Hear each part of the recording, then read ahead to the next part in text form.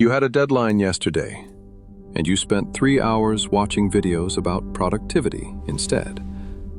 Sound familiar? Yeah, me too. And here is the thing nobody tells you. That is not laziness. That is not weakness. That is literally your brain doing exactly what it was designed to do. And once you understand why, you can actually change it. Not someday, today. So let's talk about the neuroscience of procrastination. And more importantly, let's talk about how to rewire it, starting right now. Your brain has two systems that are constantly at war with each other. On one side, you have the limbic system. This is the ancient emotional part of your brain. It runs on feel-good chemicals. It wants rewards now. It hates discomfort. On the other side, you have the prefrontal cortex. This is the rational, planning part, the part that knows you should do your taxes, the part that can think about future consequences and long-term goals. The problem is, the limbic system is faster. It has been around for hundreds of millions of years. The prefrontal cortex is relatively new in evolutionary terms. And when those two go head-to-head, the ancient system usually wins. This is why you open your laptop to work and somehow end up on social media in 40 seconds flat.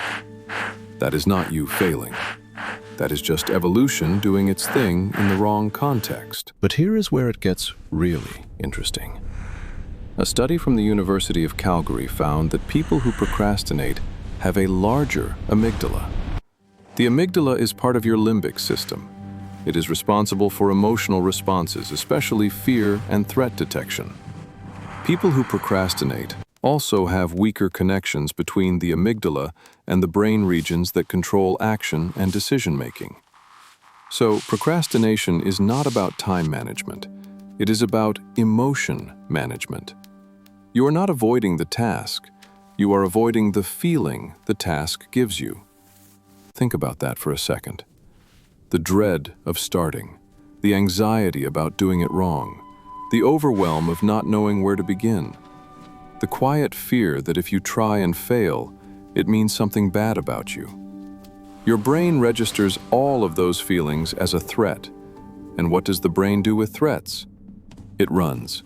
Straight to Netflix, straight to your phone, straight to anything that feels safe, familiar, and easy. And here is where dopamine comes in. Dopamine is often called the pleasure chemical, but that is not quite right. Dopamine is actually the anticipation chemical.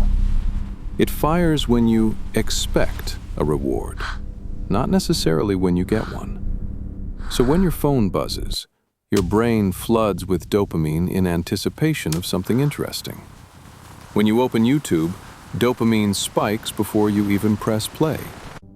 When you scroll Instagram, each new image is a tiny dopamine hit. And your brain is learning.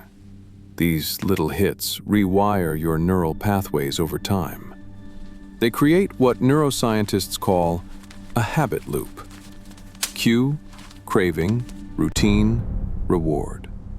And your brain gets very good at running that loop automatically, without you even deciding to. The task on your to-do list? That has a delayed, uncertain reward. Finish the report. Maybe your boss likes it. Maybe you get some recognition, eventually. The meme your friend just sent? Instant dopamine. Zero effort, zero risk. Your brain is not stupid. It is just optimizing for the wrong thing. It is playing a game with outdated rules. Here is a real example that might hit close to home. Tim Pickle is a psychologist at Carleton University who has spent decades studying procrastination. In one of his longitudinal studies, students who procrastinated reported higher stress and worse health outcomes by the end of the semester.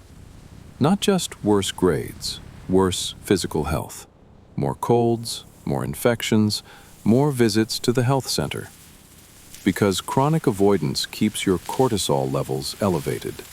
Cortisol is your stress hormone, and long-term cortisol elevation suppresses your immune system, So every time you avoid something that matters, you are not just losing time, you are literally making yourself sick. And the cruel irony? The anticipatory anxiety you feel before starting a task is almost always worse than doing the actual task. In a fascinating study, researchers used brain imaging to scan people while they thought about doing math, and while they actually did math. The pain response in the brain was stronger when merely thinking about math than when actually doing it. Your brain is literally lying to you about how bad it will be. The thing you are dreading is not as painful as the dread itself, every single time. So what do you actually do with all of this? First, you need to understand that willpower alone will not save you. Willpower lives in the prefrontal cortex, the same region that gets steamrolled by your emotional system the moment you are stressed, tired, hungry, or overwhelmed. If you are waiting until you feel like doing something, you are going to wait a very long time. Here is the truth that changed how I work. The feeling of motivation comes after you start, not before. Action creates motivation. Motivation does not create action. This might be the single most important thing you will ever hear about getting things done. Second, you need to shrink the task until the perceived threat disappears. Your brain freaks out at big, vague, overwhelming tasks. Write the business plan. Get fit. Fix my life. These are not tasks. These are anxiety generators. Your brain does not freak out at tiny, specific, concrete ones. This is the core of what Stanford professor B.J. Fogg calls tiny habits. You do not tell yourself to write the whole report. You tell yourself to write one sentence. You do not commit to going to the gym for an hour. You just put on your shoes. That is it. The whole goal is just the shoes. Because once you start, dopamine kicks in from actual progress. You get a real reward for real action. And the habit loop begins to rewire itself slowly but permanently. Third, use what neuroscientists call implementation intentions. It sounds fancy, but it is incredibly simple. Instead of saying, "I will work on my project soon," you say, "I will work on my project at 10 a.m. at my desk for 25 minutes."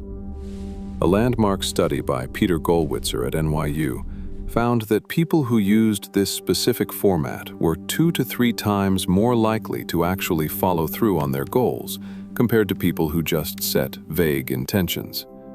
Your brain loves specificity. It treats a specific plan like a commitment. Vague plans get ignored. Concrete plans become automatic. Fourth, separate the emotion from the action. When you feel that pull to avoid, do not fight it, and do not give in to it. Just name it.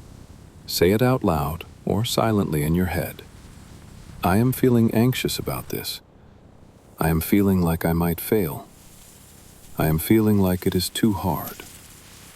Research from UCLA shows that simply labeling your emotions reduces their intensity significantly. It is called affect labeling. By naming the feeling, you activate your prefrontal cortex and literally calm down your amygdala. You take back control from the emotional brain. You do not have to eliminate the feeling. You just have to stop letting it make your decisions. Fifth, protect your dopamine system like it is the most valuable thing you own. Because it is. Every time you check your phone for no reason, you are training your brain to expect easy rewards constantly. You are widening the gap between what real work feels like and what cheap stimulation feels like. Try this tomorrow morning. Keep your phone in another room for your first 90 minutes of work. Not face down on the desk, not on silent.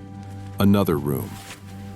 A study from the University of Texas at Austin found that even the presence of your smartphone on your desk reduces your cognitive capacity, even if it is completely turned off and face down. Your brain is already partially thinking about it. Removing it entirely gives your prefrontal cortex a fighting chance. Sixth, build in a real reward after the work, not during, not as a bribe to get started. After. Tell yourself, if I complete this task, I am going to watch that episode guilt-free. You are teaching your brain that the habit loop for real work also ends in a reward. Over weeks and months, this retrains your dopamine system to associate effort with satisfaction.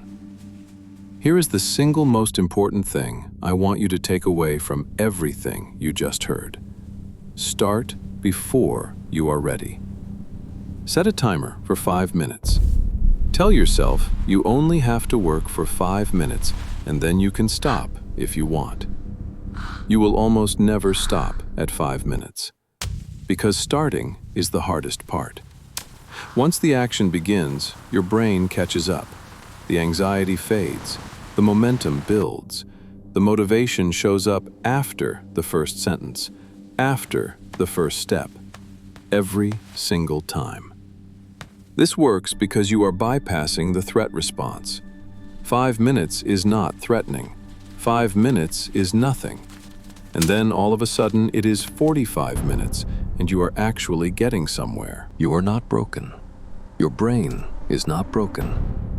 It is just running very old software in a world that has 1,000 ways to hijack it every day.